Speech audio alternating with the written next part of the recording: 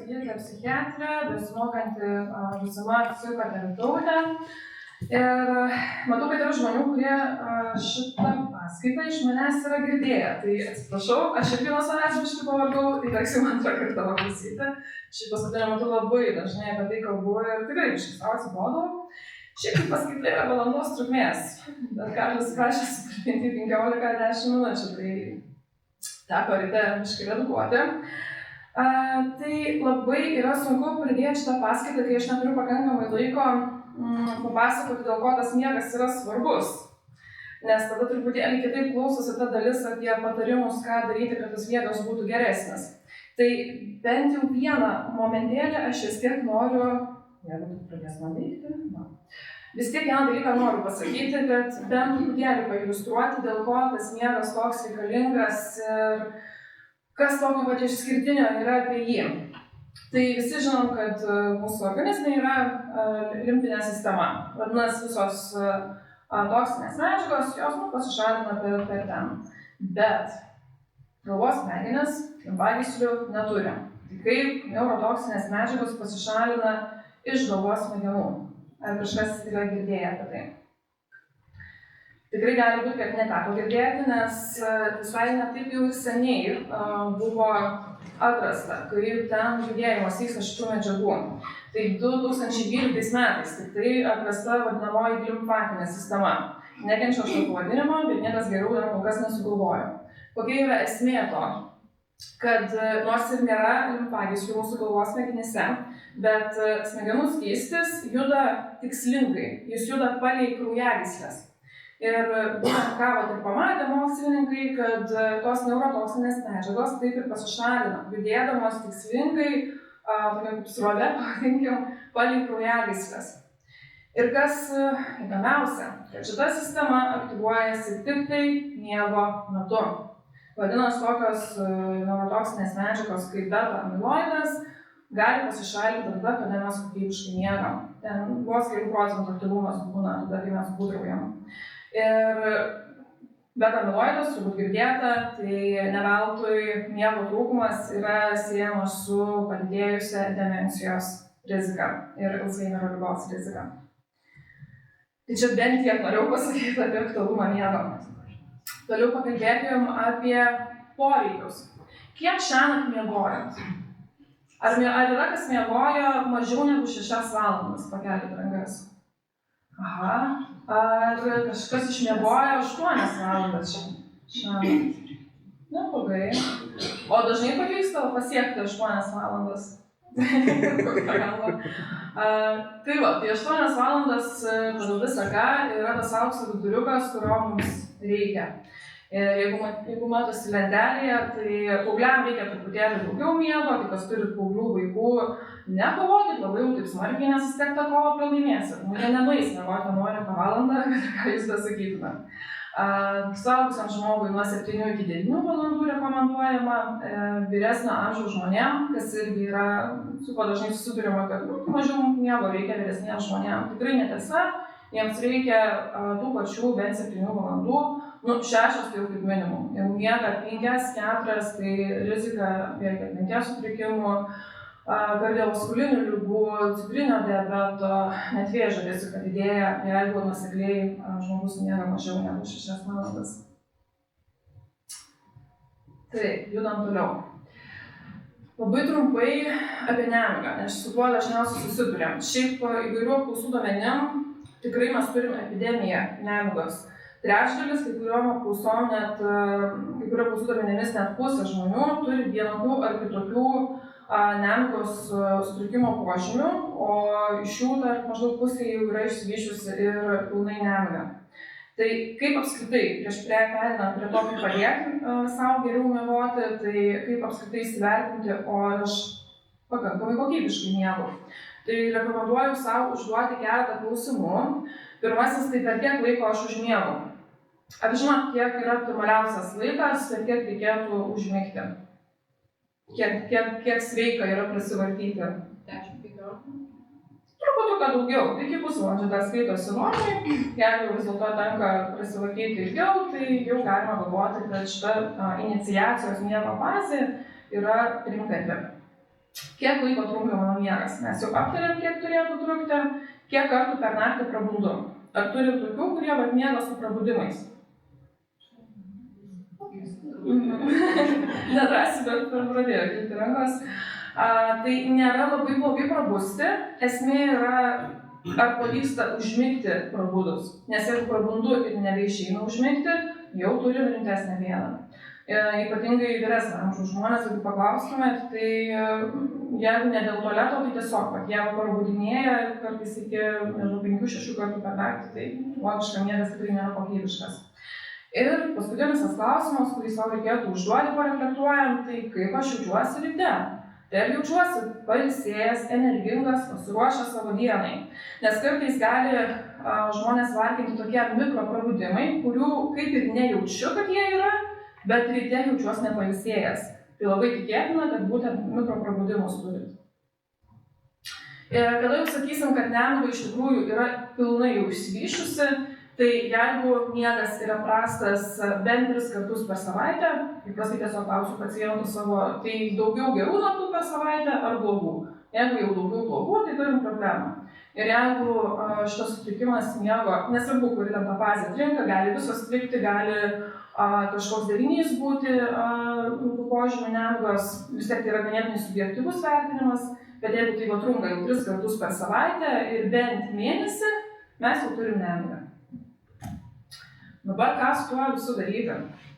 Tai labai daug gerų žinių neturiu, nes viso ko pradžia tai yra darbas su savim, tai yra miego higiena.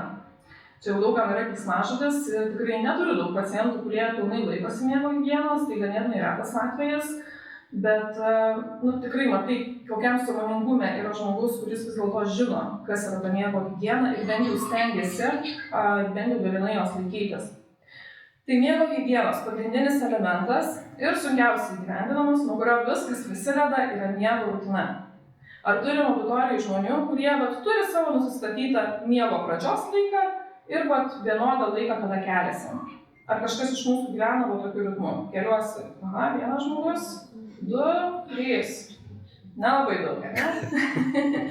Tai jeigu miegas stringa, tai čia pirmas dalykas, ką dėl savęs galit padaryti, tai iš tikrųjų nusistatyti tą pradžios miegą. Tarkim, einu 11 miegoti, kas ir yra rekomenduojama, iki 11 nueiti miegoti ir keliuosi, tarkim, 7.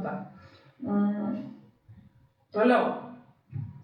Tikiu, kad medikam labai būdinga kava ir dideliais kiekiais.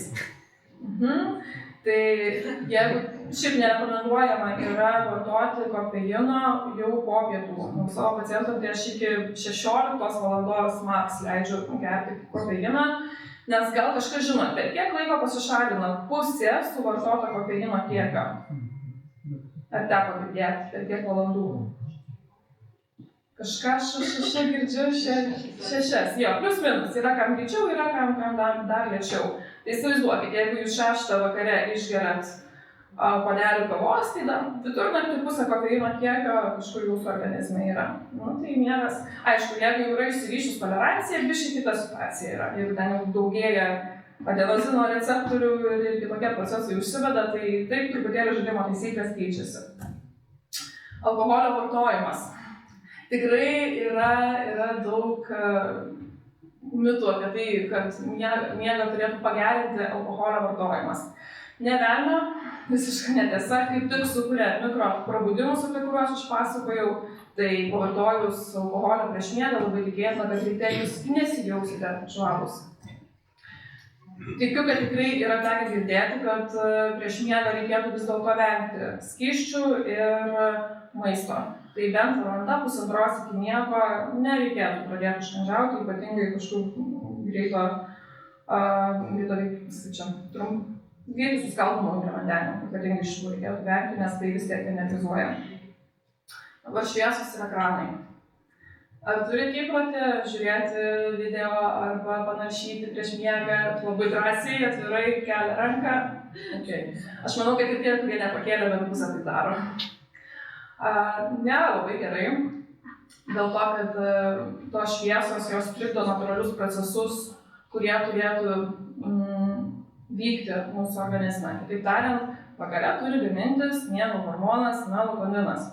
Jeigu ryškios šviesos uždegtos ir jūs dar skrolinat pakankamai ryškios šviesos įrenginį, melatonino gamyba tikrai gali reikšmingai sutrikti ir užmigimas gali gerokai pasunkėti.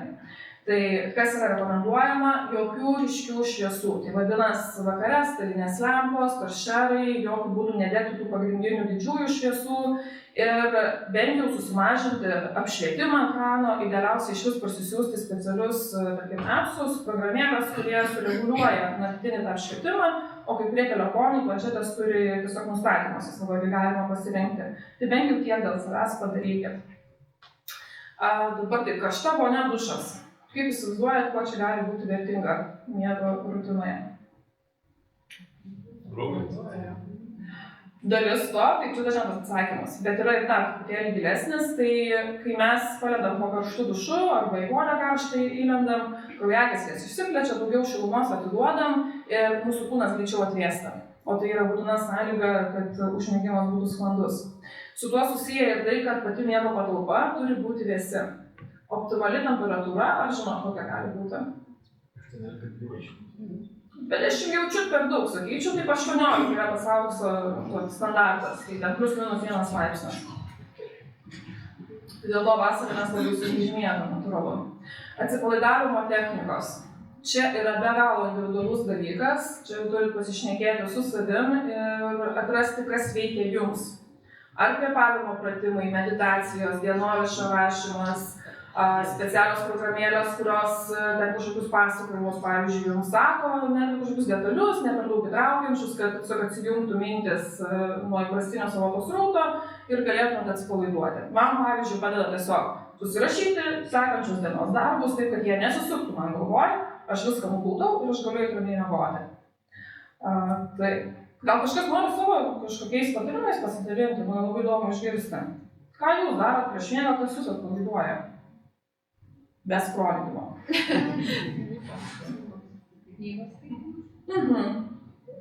Būtų gerai, kad jinai per daug įtraukianti nebūtų, bet taip, labai puikiai dalis atsipalaidavimo technikų. Kas dar? Neatsipalaiduojat prieš miegą? Supratau. Tai tiesiog paliekam vėlgi savirefleksijai klausimą. Tikrai internete yra visokiausių ir įrankių ir patarimų, kaip tą atsipalaidavimo būseną pasiekti.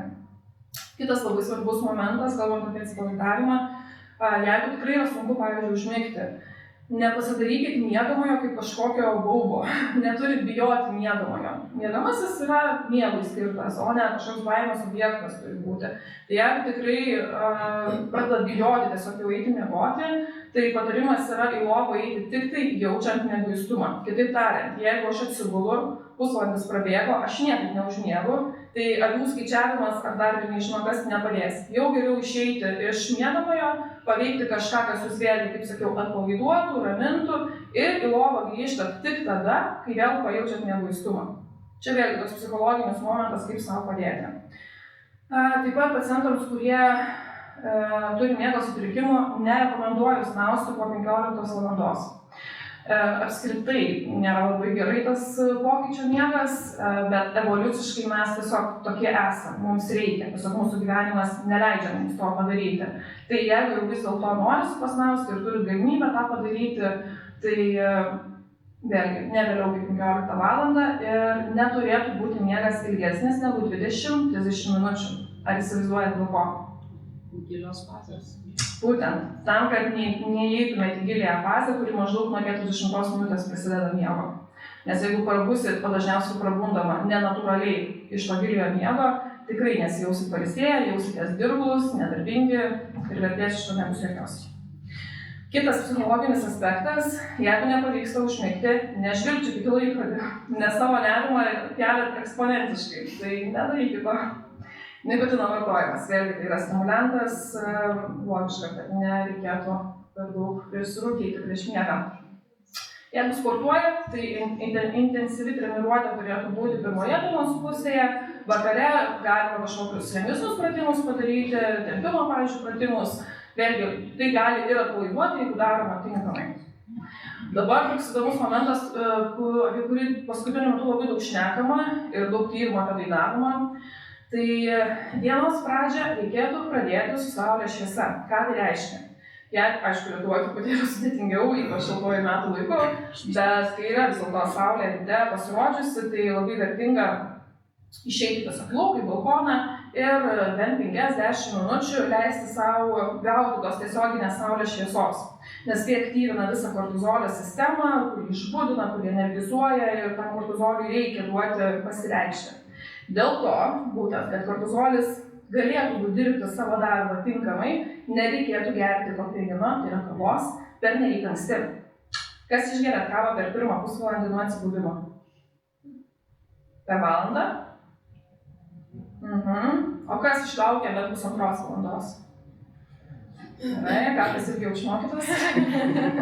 Tai būtent dėl to, kad jeigu mes neleidžiam kortizoliui savo darbą nudirbti, trinka tiesiog paskui visas dienos ritmas. Ir tai, kas vyksta ryte, yra svarbu tam, kas paskui vyks vakare.